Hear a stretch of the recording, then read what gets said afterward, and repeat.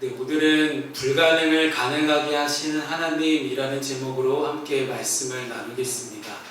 사면초가라는 사자성어를 아실까요? 장기를 두셨던 분들은, 더 보셨던 분들은 다 아실 겁니다. 초나라의 항우와 한나라의 유방이 중국의 패권을 두고 열심히 다퉜을 때 이제 마지막 초나라의 항우가 마지막 전투를 앞두고 있을 때였습니다. 한나라의 책략가들이 초나라 군사들의 사기를 어떻게 하면 꺾을 수 있을까 고민을 합니다. 그래서 생각하는 방법이, 당시 초나라 군사들이 가운데 몰려있고 사방을 한나라 병사들이 다 에워싸고 있는 그런 형국입니다.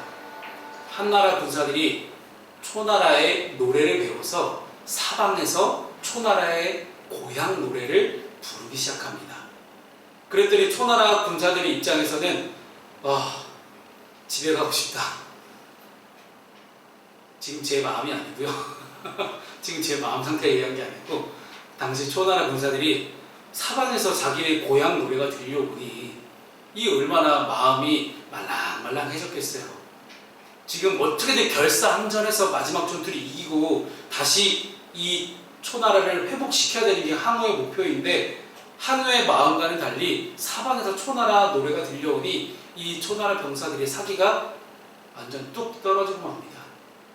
그때 이 이야기를 통해서 만들어진 사자성어가 사면초가예요.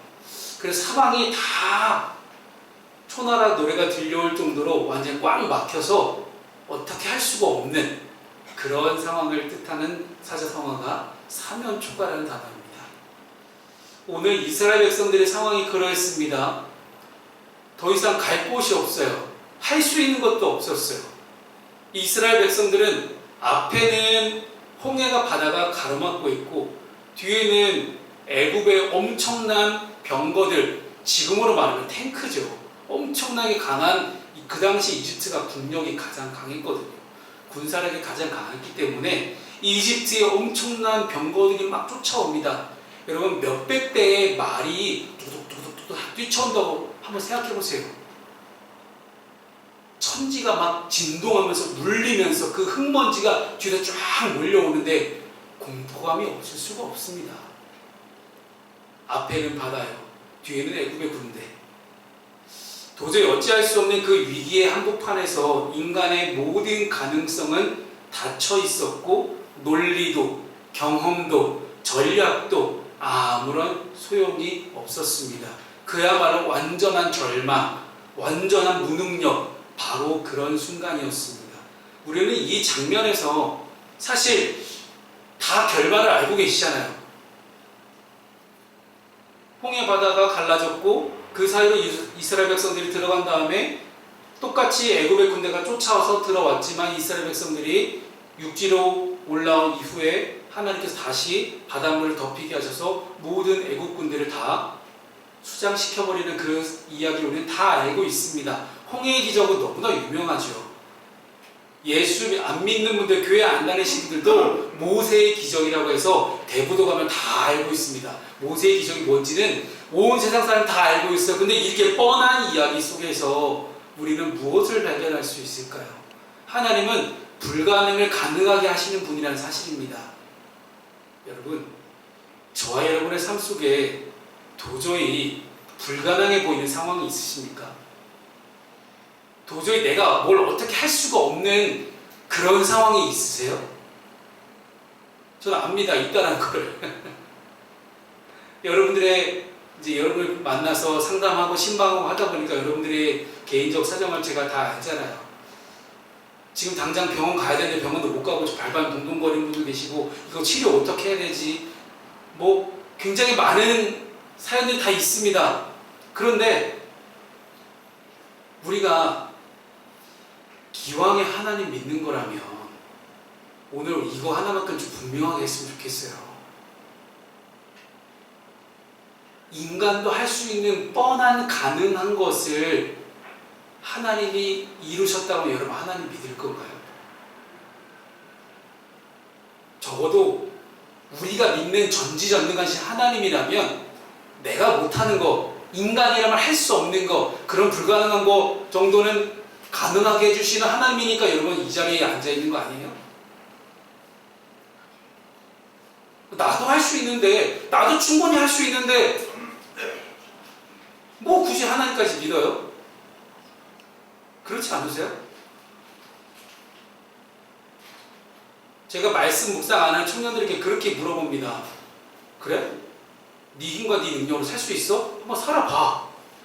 되나 보자.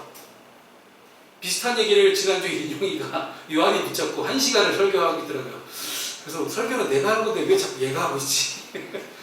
우리 요한이 붙잡혀갖고 1시간 동안 인용해서 설교를 듣고 있어요. 왜? 말씀으로 살아라. 이렇게 어떻게 사냐? 야, 형이 살아보니까 안 되더라. 야, 형도 이것저것 다 해봤는데 안 되더라. 야, 나 손가락 끝에 잘려보고 막 별짓거리 다 해봤는데 안 되더라. 그래서 나도 결국 하나님께 무릎 꿇고 다 항복하고 천부의 의지 없어서 그냥 나 좀 도와주세요 하고 지금 여기 와서 앉아있는 거 아니야? 근데 너 뭔데 너 말씀도 안 읽고 뭐하냐 너 지금? 라고 엄청 혼내더라고요. 저도 그렇게까지 못 혼낼 것 같은데 목사가 이렇게 혼내면 교회 떠날까봐 우리 인용이가 대신 혼내주는 것 같습니다. 여러분, 그래서 저는 오늘 말씀을 준비하면서 일주일 동안 기도하면서 여러분들 위해서 기도하면서 주님, 우리 사랑하는 우리 푸른숲교회 성도들이 불가능해서 넘어지지 않고 불가능을 가능하게 하신 하나님 믿고 다시 한번 일어나서 믿음으로 새로운 시작을 할 수 있는 성도들 다 될 수 있도록 도와주세요라는 그런 간절한 마음으로 이 설교를 준비했습니다. 그러니 잘 들어주세요. 함께 공감해 주시고 함께 믿음으로 반응할 수 있는 여러분 됐으면 좋겠습니다. 저는 오늘 3가지를 함께 살펴봅니다. 첫 번째는요, 인간의 한계를 넘어 불가능을 가능하게 하시는 하나님. 두 번째는 하나님은 늘 우리의 원수, 우리의 대적이 누군지 아십니다. 원수와 대적을 무너뜨리시고 구원을 온전하게 이루시는 분이다라는 것을 이해하셨으면 좋겠고요. 세 번째는요, 하나님은 자신의 능력을 통해서 모든 걸 다 아시고 모든 것이 가능하신 분이잖아요. 이 하나님이 하나님을 믿는 그 하나님의 자녀들, 그 하나님의 백성들을 참으로 하나님을 경외하고 찬양하고 믿을 수밖에 없게 만드시는 그런 하나님이시다라는 사실을 우리가 함께 이해하고 믿고 오늘 말씀을 함께 우리 살펴보도록 하겠습니다. 자, 첫 번째 말씀은요, 바다를 가르시는 기적을 행하시는 하나님이십니다. 절망 속에서 기적을 일으키시는 하나님이신데 오늘 본문의 21절 말씀을 함께 읽으실까요? 자, 시작! 모세가 바다 위로 손을 내밀매 여호와께서 큰 동풍이 밤새도록 바닷물을 물러가게 하시니 물이 갈라져 바다가 마른 땅이 된지라. 아멘. 이 말씀은 인간의 한계와 절망의 현실을 뚫고 일하시는 엄청난 기적을 우리에게 보게 하십니다. 본문의 내용이 이래요. 모세가 바다 위로 손을 내밀자 여호와께서 밤새도록 강한 동풍을 일으키셔서 바닷물을 물러가게 하십니다.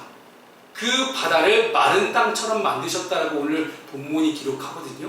이 사건은 단지 어떤 물리적인 기적을 넘어서서 하나님의 주권적인 구원 의지를 드러내는 결정적 장면입니다. 이스라엘 백성은 눈앞에 홍해라는 거대한 장벽이 있었고 등 뒤에는 애굽의 군대를 두고 도무지 피할 길이 없는 사면초가의 위기에 있었습니다. 그런 상황 속에서 하나님께서 친히 개입하셔서 바다를 가르시고 길을 내셨다라는 사실은 우리가 나에게 닥쳐온 그 문제 앞에서 인간의 계산, 인간의 기대, 인간의 능력, 자연의 한계를 추월하는 하나님의 능력을 분명하게 보여주는 사건입니다.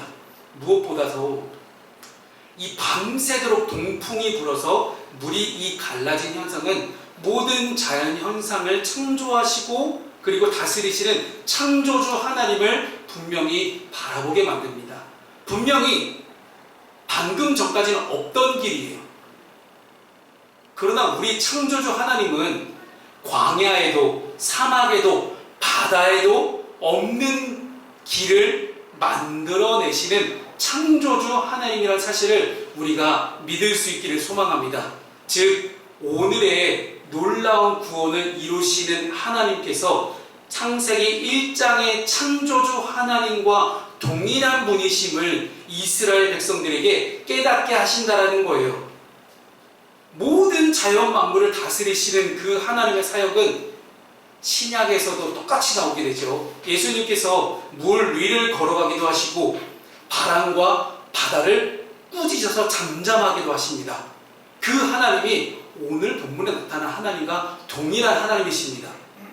창조를 명하신 분이 바다를 명령하셨고 그 명령에 모든 자연 만물이 순종하기 시작했다는 사실입니다. 또한 이 홍해의 기적에서 핵심은 단지 바다가 갈라진 것이 아니에요. 여러분, 바다가 갈라진 게 기적일까요? 우리 인간의 입장에서 한번 살펴볼게요. 화면이 넘어가지 않습니다. 네. 화면이 넘어가지 않습니다. 네. 어쨌든 네. 화면을 한 장 넘겨주시면 참 감사할 것 같은데 네. 안 넘어가 주시네요. 네. 홍해 바다가 갈라진 것이 기적이 아니라 진정한 기적은 백성들이 그 갈라진 바다 사이를 실제로 걸어갔다라는 거예요. 여러분 한번 상상해 보십시오. 지금 바닷물이 벽처럼 내 옆에 세워져 있어요. 그런데 저 물이 우리의 인간적인 생각으로는 야, 저 물 쏟아지면 어떡하지? 무섭잖아요. 두렵잖아요. 저 물이 언제 쏟아질지 알 수 없는 그런 공포감이 있었을 거예요. 1998년도에 디즈니에서 이집트의 왕자라는 그런 애니메이션을 방영한 적이 있습니다. 그 영화로 나왔거든요. 모세와 홍해의 기적을 주제로 했던 그런 만화 영화였는데 그 영화를 볼 때 저에게 가장 인상 깊었던 장면이 이 장면이에요. 그래서 제가 이 장면을 캡처를 해왔거든요. 옆으로는 저 보세요. 가운데 보이세요? 고래 보이세요? 그 위에도 물고기가 있죠. 내 옆에 있는 언제 쏟아질지 모르는 넘실거리는 그런 물벽이 있어요. 근데 그 물벽 사이로 커다란 물고기가 지나가고 있어요. 진짜 바다라는 거죠. 근데 그 물이 언제 쏟아질지 우리는 알 수 없어요. 하지만 하나님이 길을 만드셨으니 그를 건너가라고 하셨으니 그냥 우리는 건너가는 거예요. 왜요? 믿음으로. 히브리서 11장 29절을 이렇게 표현합니다. 믿음으로 홍해를 육지같이 건넜다 라고 해석합니다. 즉 백성들은 하나님을 신뢰하고 하나님의 말씀을 신뢰하고 한 발짝 한 발짝 발걸음을 내디뎠던 사람들입니다. 사랑하는 여러분, 기적은 하늘에서 떨어지는 그런 엄청나게 큰 초월적 사건이 아니라 하나님을 믿고 내가 한 걸음 내딛는 그 일상의 믿음 속에서 구체화된다는 진리를 오늘 본문은 우리에게 가르쳐줍니다. 너무 소름 끼치지 않아요? 내 옆에 물고기들이 다 지나가요. 그리고 실제 이 영화에서 어떤 한 어린아이가 이 바닷물에다가 손을 푹 찍어봐요. 그랬더니 물방울이 툭 튀겨요. 살아있는 바다라는 거죠. 하지만 언제 쏟아질지 모르는 그 엄청난 물벽 앞에서 그들은 두려워하지 않고 오직 하나님 한 분만을 바라보며 그 길을 걸어갑니다. 이 본문은 오늘 우리에게도 기쁜 메시지를 던져줍니다. 우리의 삶 속에, 저와 여러분의 삶 속에 늘 홍해와 같은 문제들이 있습니다. 앞은 막혀있고 뒤는 쫓기고 위로는 하나님의 응답이 없는 상황이에요. 나 죽겠다, 도저히 나는 살 수 없겠다 라고 얘기하면서 우리는 절망합니다. 그러나 하나님은 그 절망의 순간에도 여전히 쉬지 않고 일하고 계십니다. 때로는 우리를 위해서 밤새도록 동풍을 일으키시는 분으로 나타날 때도 있고, 때로는 물을 장벽처럼 세우시는 분으로 나타날 때도 있고, 하나님은 언제나 우리의 삶 속에 내가 보기엔 너무나 불가능해 보이는 이 일들을 가능성으로 바꾸시기 위해서 계속해서 쉬지 않고 일하시는 하나님이십니다. 우리의 역할은 무엇입니까? 그 갈라진 바다 사이로 그저 한 걸음 내딛는 그런 믿음의 결단입니다. 기적은 하나님의 몫입니다. 그러나 걷는 것은 우리의 몫입니다. 그렇게 하나님은 지금도 불가능의 벽을 여시고 마른 땅 위를 걷게 하시는 하나님이십니다. 이를 행하시는 그 하나님만 믿고 힘차게 한 걸음 한 걸음 어렵지만 용기를 내서 한 걸음 내디딜 수 있는 저 여러분 될 수 있기를 주님의 이름으로 축복합니다. 두 번째 말씀은요, 애굽의 군대를 무너뜨리신 하나님이세요. 구원을 완성하신 거죠.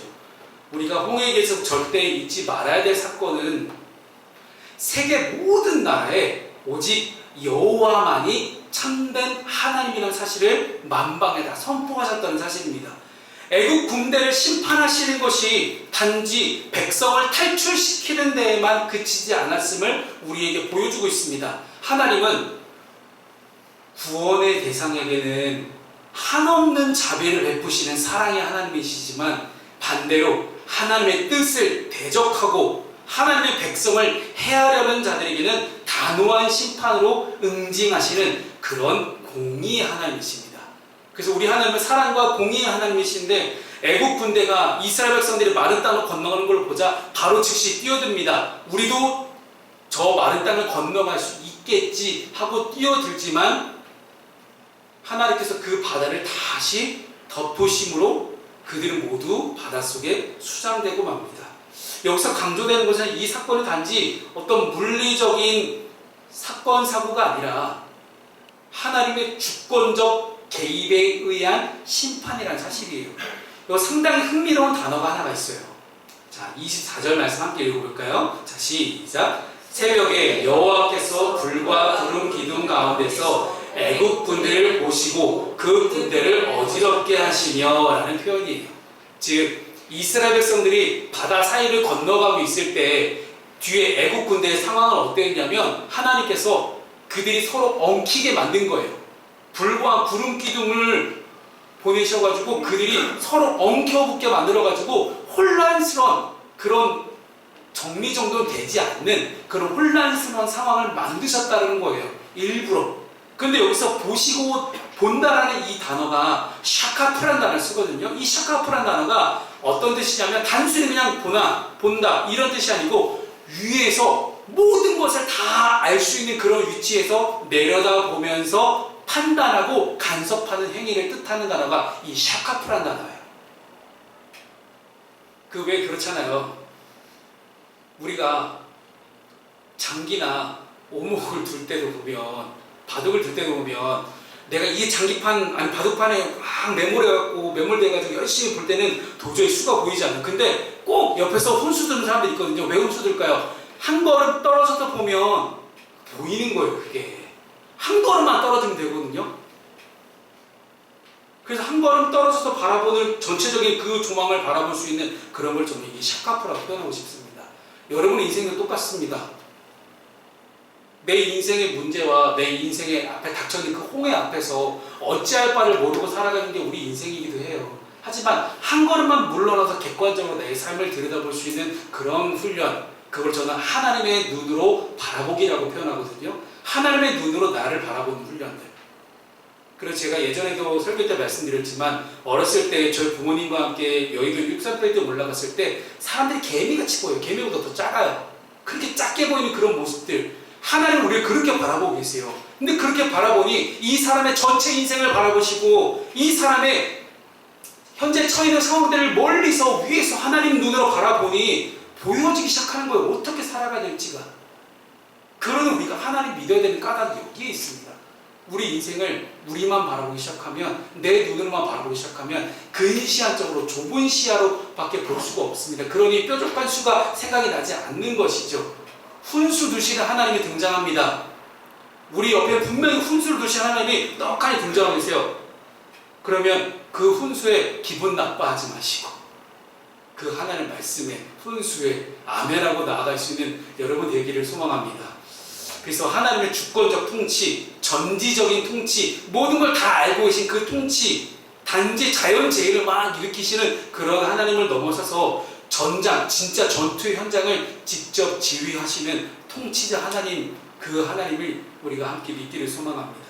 이 장면은 또한 시편 기자들의 고백과도 연결됩니다. 시편 20편 7절부터 8절까지 말씀을 보게 되면 병거와 말을 의지하는 자들은 엎드러지고 우리는 일어나 바로 선다라고 이렇게 고백을 하고 있습니다. 즉 하나님은 인간의 무기와 어떤 권력과 권세가 아닌 자신의 능력과 하나님의 임재로 승리를 만들어 가시는 분이 우리 하나님이라는 사실이에요. 애국은 그 당시 전 세계 최강의 군대를 보유했습니다. 하나님의 심판 앞에서는 그 최강의 군대도 속수무책이었습니다. 이 장면은 단지 역사적 기록이 아니라 우리 지금 시간을 거슬러서 전 세계 우리 모든 인류에게 주시는 하나님의 통치에 대한 올바른 예시입니다. 하나님 편에 서 있는 자들에게는 구원과 평안이 주어질 것이지만 하나님의 편에 서지 않는 자들에게는 반드시 공의의 하나님께서 심판하신다는 그런 엄중한 말씀이기도 합니다. 오늘은 이 말씀을 우리에게 하나님 던져주시죠. 나는 과연 어느 편에 서 있는가? 우리는 하나님의 백성으로서 하나님의 편에 서 있는가?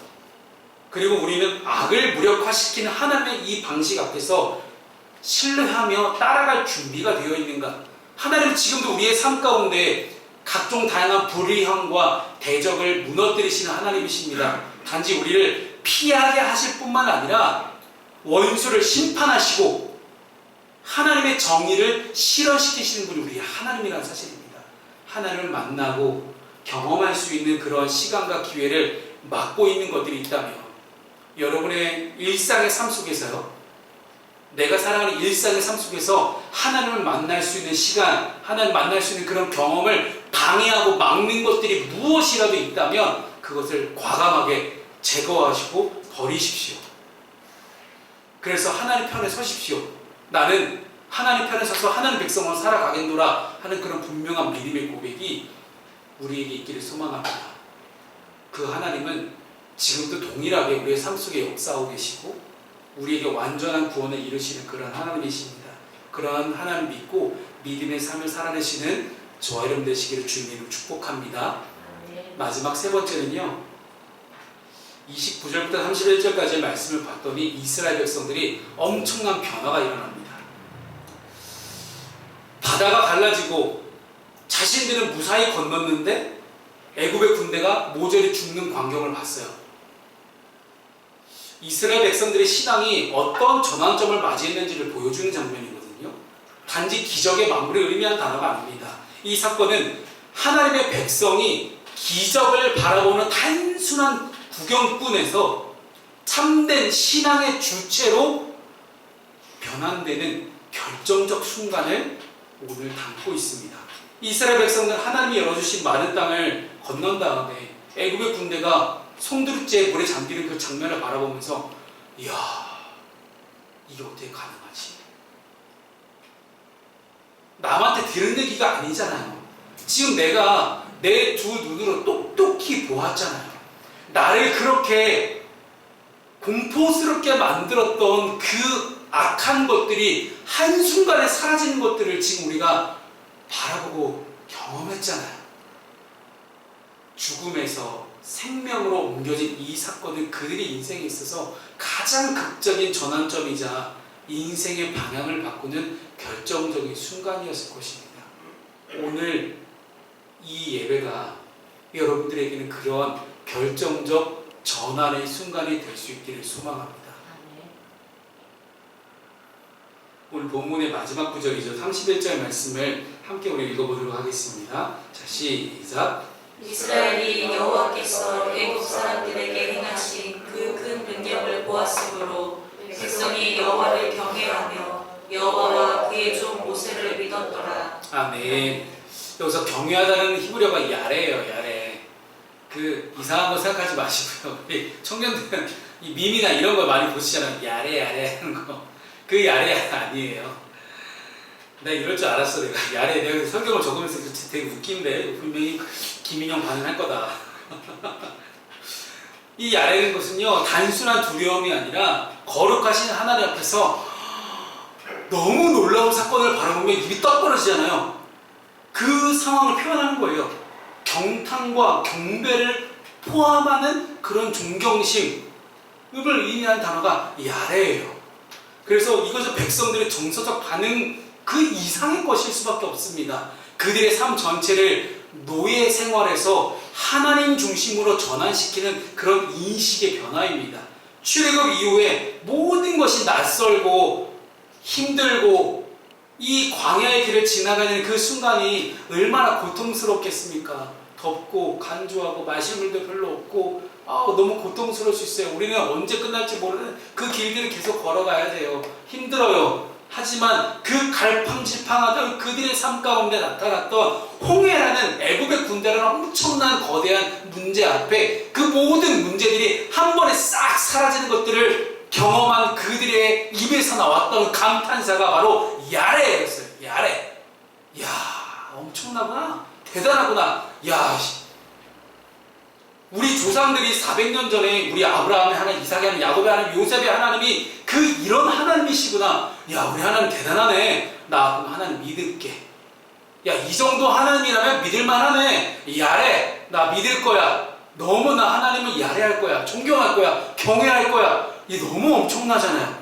또 한 단어가 있어요. 믿었다라 나오는 이 아만이라는 단어거든요. 이 단어가 견고하게 서다, 신뢰하다라는 뜻이에요. 이 문장, 이 단어가 왜 중요하냐면 성경에서 신앙의 본질을 가장 잘 드러내는 단어가 이 아만이라는 단어입니다. 이 단어는 창세기 15장에서 아브라함이 바랄 수 없는 중에 바라고 믿었던 그 믿음에 사용됐던 단어가 바로 이 아만이라는 단어예요. 즉 이스라엘 백성들은 단지 놀라운 기적을 보았으니 우와 대단하다, 우와 하나님 야레 막 이런 수준에 멈추는 게 아니라 이제는 하나님의 말씀을 무엇이든 말씀하시면 제가 듣겠습니다. 하나님 진짜 대단하신 분이시네.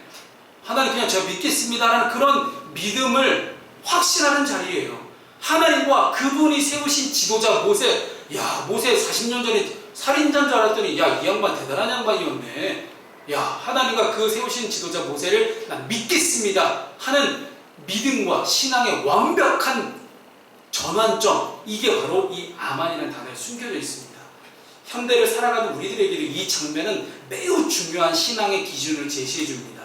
하나님께서 우리의 삶 속에 기적을 베푸실 때 그것은 단지 나에게 찾아왔던 문제, 상황의 해결의 목적이 아니라 하나님을 믿고 따르는 삶으로 전환되기를 원하시는 사인이라는 것입니다.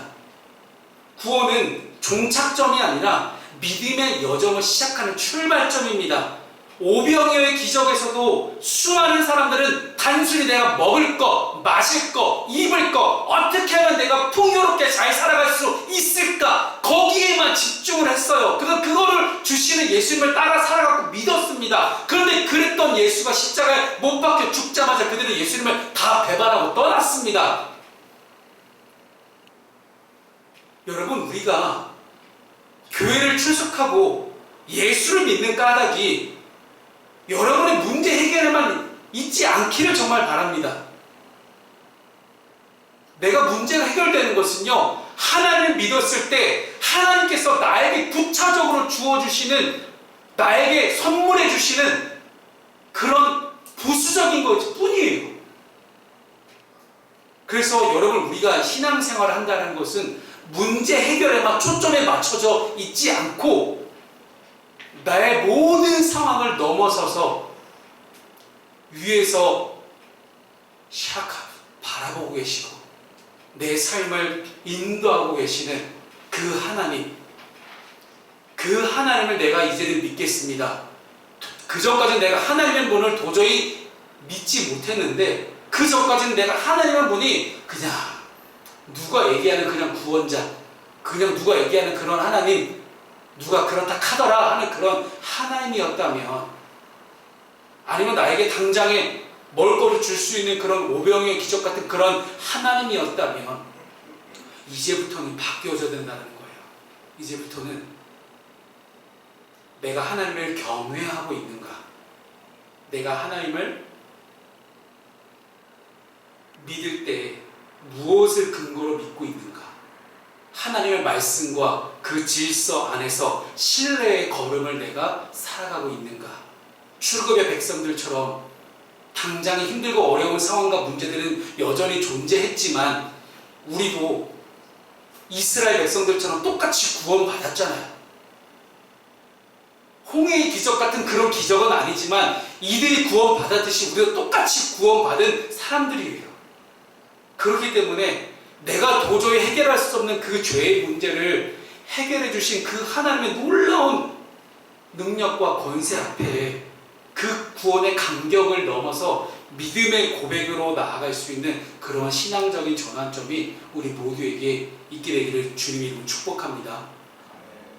말씀을 정리하겠습니다. 오늘 말씀은 단순한 구원 사건이 아니라 하나님의 살아계심과 통치, 그리고 백성들을 향한 하나님의 자녀를 향한 하나님의 사랑과 공의를 동시에 드러내고 있습니다.